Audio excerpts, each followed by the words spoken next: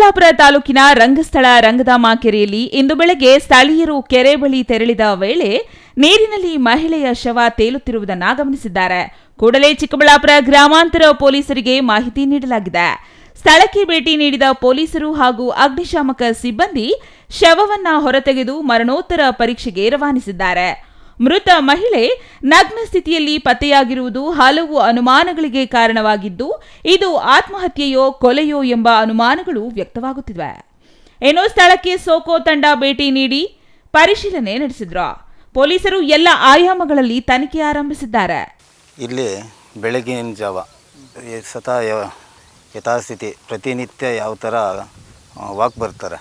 Walk ಬರೋವಾಗ ಈ ಕಟ್ಟೆ ಮೇಲೆ ವಾಕ್ ಮಾಡ್ಕೊಂಡು ಬರುತ್ತಿರ್ತಕ್ಕಂಥವಾಗ ಯಾರೋ ಒಬ್ಬರು ನೋಡಿ ಈ ಶವ ಪತ್ತೆ ಆಗಿರೋದನ್ನು ನೋಡಿ ಮತ್ತು ಅವರು ಇಲ್ಲಿ ಒಂದು 5-6 ಜನ ನಿಂತಿದ್ದರು. ಯಾವುದೋ ಶವ ಪತ್ತೆ ಆಗಿದೆ, ಇಲ್ಲಿ ಯಾರ್ದು ನೋಡಿ ಅಂತ ನಿಂತಿದ್ದಾಗ 5-6 ಮಂದಿ ನಿಂತಿರುವಾಗ ಮತ್ತು ಸುತ್ತ ಇಲ್ಲೇ ಓಡಾಡ್ತಿಕ್ಕಂಥವ್ರು ಯಾರು ಅಂತ ನೋಡಿ ಬಂದು ಜನ ನೋಡ್ತಿದ್ದಾಗ ಇದು ಒಂದು ಶವ ಪತ್ತೆ ಆಗಿದೆ. ಇದು ಶವ ಯಾವಾಗ ಬಂದು ಬಿದ್ದಿದೆ ಅಂತಿಲ್ಲ, 2 ದಿನ 3 ದಿನ ಮುಂಚೆನೇ ಬಿದ್ದಿರ್ತಕ್ಕಂಥದ್ದು. ಬಿದ್ದು ಈ ಉಲ್ಟಾ, ಯಾಕಂದರೆ ಐಡೆಂಟಿಫಿಕೇಷನ್ ಮಾಡೋಕ್ಕಾಗಲಿಲ್ಲ, ಮೇಲೆಗೆ ಎತ್ತೋರ್ಗು ಐಡೆಂಟಿಫಿಕೇಷನ್ ಮಾಡಲಿಕ್ಕಾಗಲಿಲ್ಲ. ಇಲ್ಲಿ ಉಲ್ಟಾ ಬಿದ್ದು ಒಳಗಡೆ ಬಿದ್ದಿರ್ತಕ್ಕಂಥ ಇದು ರಂಗಧಾಮ ಕೆರೆಯಲ್ಲಿ ಶವ ಪತ್ತೆ ಆಗಿರೋಂಥದ್ದು.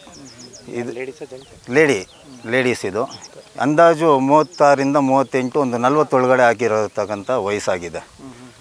ಈ ಶವ ಪತ್ತೆ ಇಲ್ಲಿ ಏನು ಸುಳಿವು ಸಿಗಲಿಲ್ಲ, ಇವ್ರು ಯಾರು ಏನು.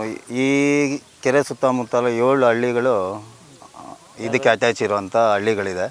7 ಹಳ್ಳಿಗಳಿಗೂ ಸಂಬಂಧಪಟ್ಟಿರ್ತಕ್ಕಂಥ ಮಹಿಳೆ ಅಲ್ಲ ಇವರು ಬೇರೆ ಯಾರೋ ಶವ ಇಲ್ಲಿ ಪತ್ತೆ ಆಗಿ. ಹೌದು, ಇದಕ್ಕಿಂತ 1 ವಾರಕ್ಕೂ ಮುಂಚೆನೇ ಬಾಪೂಜಿ ನಗರದ ನಿವಾಸಿಯಾದಂಥ ನರಸಿಂಹಾಲಯಾಜು ಮೈಕಲ್ ಅಂತ ಒಬ್ಬರು, ಅವರು ಸಾವನ್ನಪ್ಪಿದ್ರು ಇಲ್ಲೇನೆ.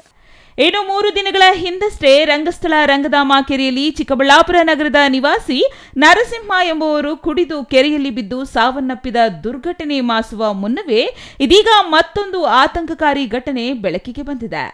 ಕೆರೆಯಲ್ಲಿ ನಗ್ನ ಸ್ಥಿತಿಯಲ್ಲಿ ಅಪರಿಚಿತ ಮಹಿಳೆಯ ಶವ ಪತ್ತೆಯಾಗಿದ್ದು ಸ್ಥಳೀಯರನ್ನ ಬೆಚ್ಚಿ ಬೀಳಿಸಿದೆ.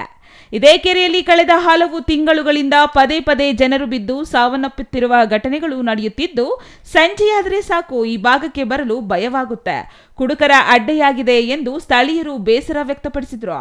ಇನ್ನು ಸುರಕ್ಷತಾ ಕ್ರಮಗಳ ಕೊರತೆಯೇ ಇದಕ್ಕೆ ಕಾರಣ ಎಂದು ಸ್ಥಳೀಯರು ಆರೋಪಿಸಿದ್ದಾರೆ. ಇನ್ನು ಕೆರೆ ಸುತ್ತ ಭದ್ರತಾ ಬೇಲಿ, ಎಚ್ಚರಿಕೆ ಫಲಕಗಳು ಹಾಗೂ ನಿಗಾ ವ್ಯವಸ್ಥೆ ಅಳವಡಿಸಬೇಕೆಂದು ಗ್ರಾಮಸ್ಥರು ಆಗ್ರಹಿಸಿದ್ದಾರೆ. ಸಾಯಂಕಾಲ 6-6:30 ಎಲ್ಲ ಚಿಕ್ಕಬಳ್ಳಾಪುರ ಟೌನಿಂದ ಬಂದು ಇಲ್ಲಿ ತುಂಬ್ಕೊತಾರೆ ಜನ. ಯಾರು ಯಾಕೆ ಹೋಗೋರು ತತ್ತಾರೋ ಗೊತ್ತಿರಲ್ಲ.